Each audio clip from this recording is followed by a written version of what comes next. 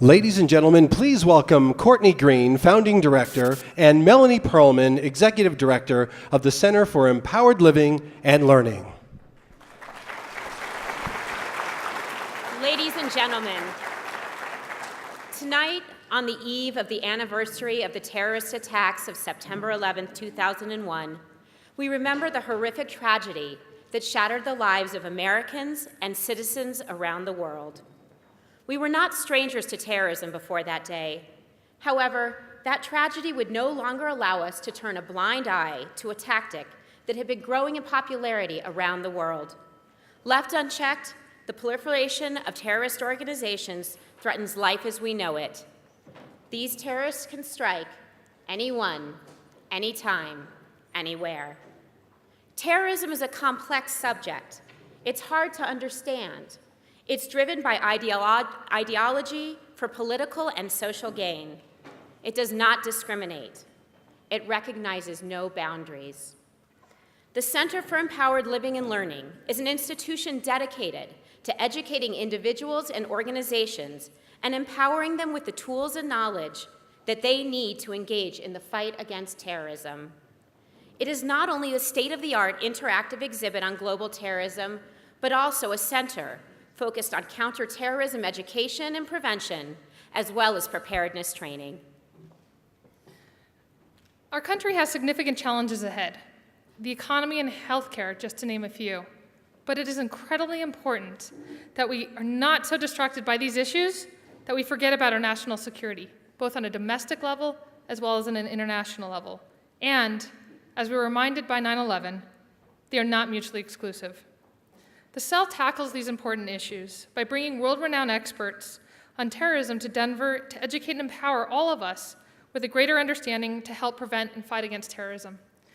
For many of you that were at the Meisel Museum dinner all of 3 months ago, you might remember this story in which I'm going to tell, but it's pretty poignant, and I feel it's important to relay this to you tonight. I was in an airport cab line in Washington, D.C., and I met this gentleman who started talking to me about what I do. And his eyes started to tear up. And he said, "Melanie, my son was Todd Beamer, the passenger on United Flight 93 that said, 'Let's roll.'" The father, David, then thanked me for what the CEL does and the endeavor in which we're embarking upon right now and today. But this is a critical, important part of not only our country, but of our community. And that is to recognize the importance of all of us engaged and empowered with the tools and knowledge in order to make a difference in this particular subject. To start with, what you can do today is to join the CEL. Not only do we bring these unbelievable world-renowned experts, but we're also embarking upon training in citizen preparedness with the Department of Homeland Security, and a number of educational outreaches that we're trying to do with students. So I want to thank you all for being here tonight, and I hope you enjoy the program.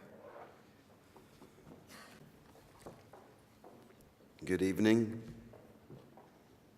It's a pleasure to see so many good friends and supporters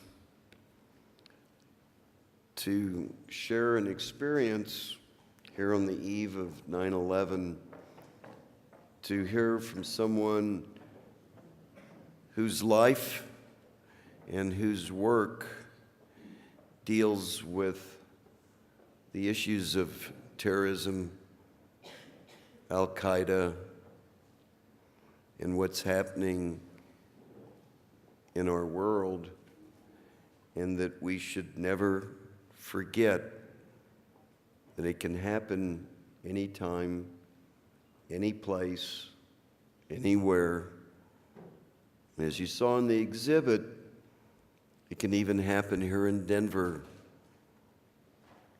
And the fact that we have the opportunity to have the exhibit and the training center in Denver is really the essence of what it's all about.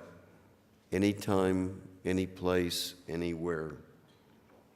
As the founder of the CEL, I'd like to express my personal appreciation to Governor Bill Ritter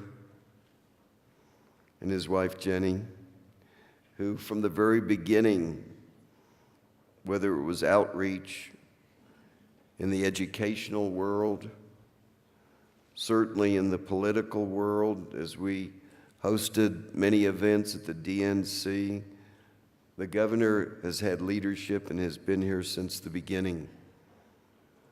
We're honored to have the University of Denver hosting this evening also, and they are becoming involved in a very major way dealing with the educational outreach that will become the essence of a center of learning here in Denver. And the university has and is playing a role that will make a difference. We have a feature sponsor.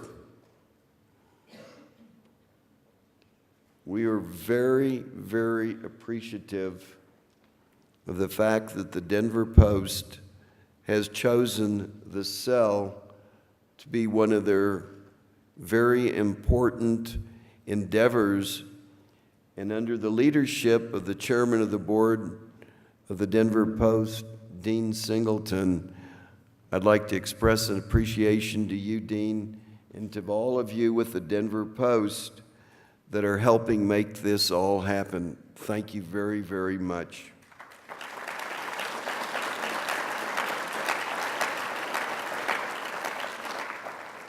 I'd like to thank our extensive host committee, the staff who have worked very hard to make this a wonderful, important evening. I'd like to thank Melanie, our executive director, who has got all the energy and shtick that takes to make this all come together. And then, of course, the chairman of the board and the founder and the person that helped lay the foundation for the design and the execution of the programming, Courtney Meisel Green. Thank you, Courtney.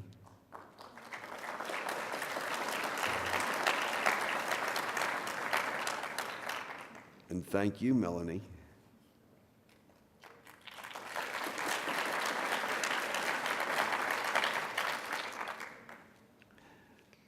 As you've heard, the Cell is an affiliate of the Meisel Museum, and it's one of our most important outreaches as we have done bridges of understanding to different races, different religions, and different cultures.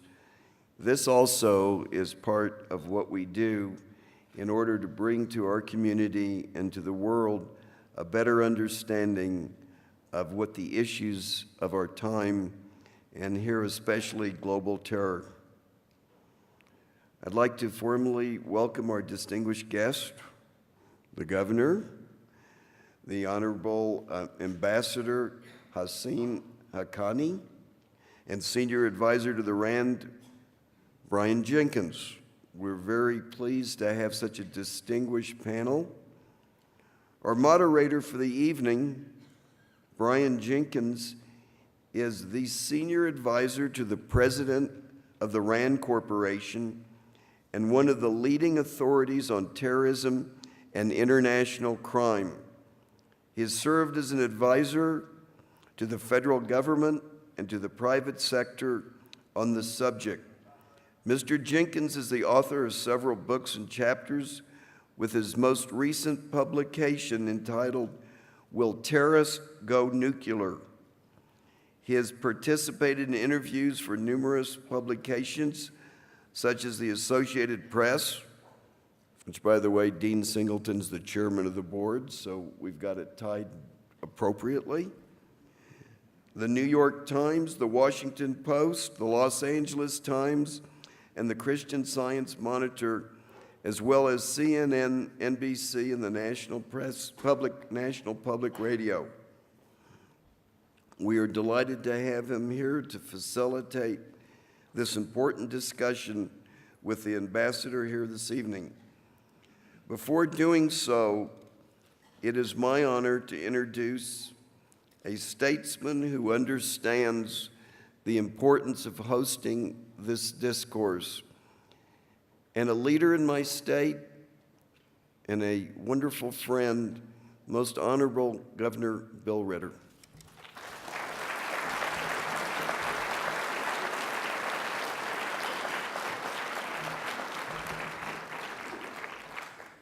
Thank you, Larry. Thanks for hosting. Thanks for all of your work as a citizen of Colorado, and particularly your work here with the cell. It is 8 years tomorrow after the attack of 9/11. I think it's important that we reflect back, that we think about the tragedy, but that we also honor all of those that we lost. 9/11 taught us as a country so many lessons. It taught us that we are not immune from the atrocities of international terrorist attacks. In that regard, we must all be prepared here in the United States, here in Colorado, to prevent and, in the worst case, respond to these types of horrific events. We can't lose sight of the threat of terrorism. It's why the Obama administration has made domestic and international security a top priority. It's why we must continue to support our troops as they serve overseas in theaters of war. It's why we must continue to have an open dialogue with the global community. It's why we must continue to engage Pakistan as a key to stabilizing the entire region.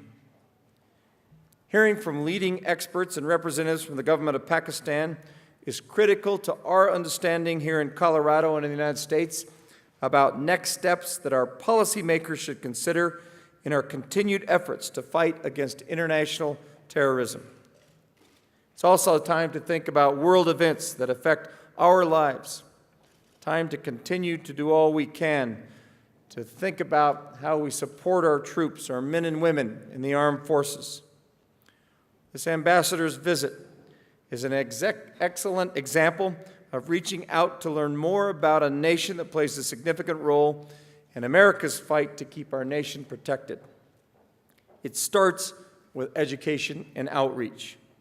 In fact, the very type of dialogue that we're having here tonight is critical, and it continues with the type of learning that takes place at Denver's one-of-a-kind institution, this center, the Center for Empowered Living and Learning, the CEL. This event tonight provides us with a unique and outstanding educational opportunity for the people of Colorado.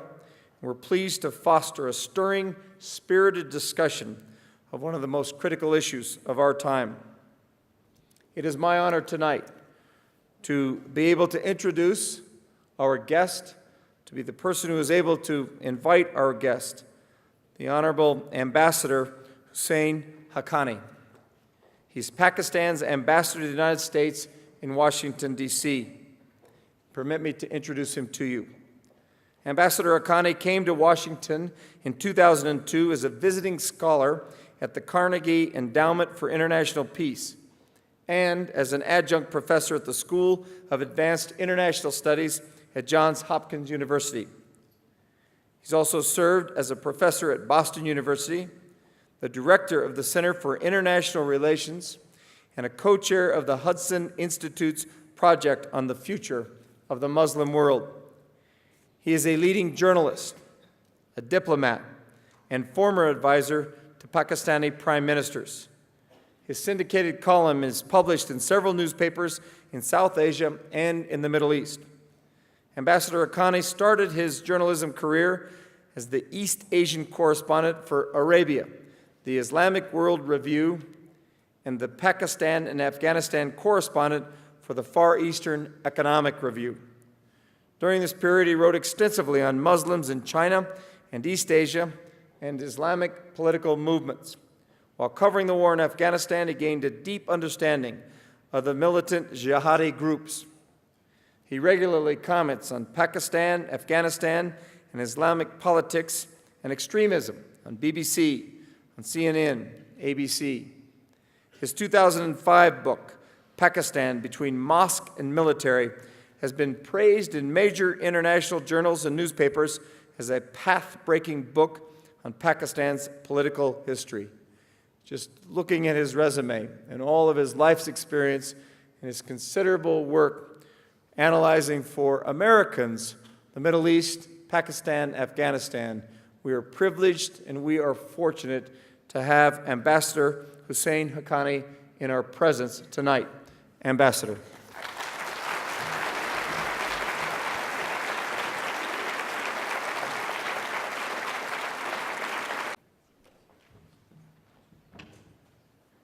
The ambassador is a fan of American baseball, so he'll understand when I describe our respective responsibilities tonight.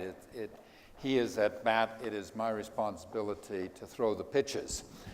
However, in that regard, I'm going to invite the audience to assist me. I believe you all have received 3x5 index cards, and please feel free during the dialogue to write questions. These will be collected, and we will try to get through them as well, as many as we can. All pitchers get a brief warm-up. I've been asked to just set the scene for us briefly. As the governor mentioned, tomorrow we will solemnly recall the events of 9/11 8 years ago. During that 8 years, we have been asking ourselves the same questions again and again. Are we safer now? Why hasn't there been another major terrorist attack on American soil? In our global efforts against this jihadist terrorist enterprise, are we winning or losing? Indeed, that seems to be the most frequently asked question. Last year, on the 7th anniversary of 9/11, I was asked on television by reporter Mr. Jenkins, in the global war on terrorism, a term we since have discarded, in the global war on terrorism, what is the score? Somewhat mischievously, I shot back, it's 3-2. This satisfied the reporter for a few seconds. He started the next question and paused. He said, well, who's winning? I said, well, that's a much more complex question. It is interesting that 8 years since 9/11, among the analysts, in the intelligence community, among the people who look at this, we are still debating some of the fundamental questions. Unlike previous wars, we don't have a map on the wall to tell us that we're landing on the beaches, we're going to liberate the capital, march on the enemy's fortresses. So it is difficult to interpret exactly where we are in this contest. We know we have made progress in degrading al-Qaeda's operational capabilities and decimating their leadership, in destroying some parts of their international network. We know that they are, in some respects, less popular among their own Muslim constituency than they were before. But how do we really interpret this overall? How do we interpret this? Because at the same time we have made these successes, we are engaged in still continuing, albeit at a lower level, hostilities in Iraq. We face an escalating insurgency in Afghanistan. Our principal terrorist foes have managed to survive. They remain determined. They continue to communicate, to exhort, to try as much as they can to plot and direct terrorist attacks. As a consequence of the events of 9/11, we are engaged in a conflict in Afghanistan that has now become the second longest armed conflict in American history. many people would say that we are in a difficult position. We have, in response to 9/11, deployed massive numbers of troops. We have spent hundreds of billions of dollars, in excess of $1 trillion. We are approaching a point where the American public is questioning the continuing casualties. This is a matter of public debate right now. In that contest, we are connected with Pakistan. And Pakistan is our ally in this contest.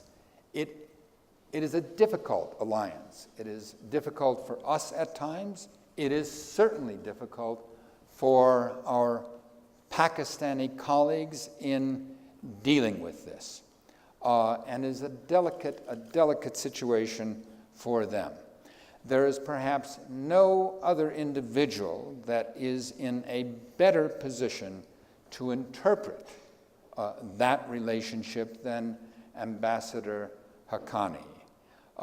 He not only has a distinguished background and knowledge of events in that part of the world, including firsthand experience going back to the beginning days of the Mujahideen struggle against the Soviet Union, where the Pakistan government and the US government were joined in an effort to drive out the Soviet Union, and had, I might point out, the prescience at that time to point out when we were walking away from from Afghanistan, what is going to happen with all of these ideologically driven religious fanatics who we had trained to be warriors. And that, at that time, was remarkably prescient. But not only does he have that background there, he is a longtime resident of the United States and is extremely skillful at interpreting our own government to us.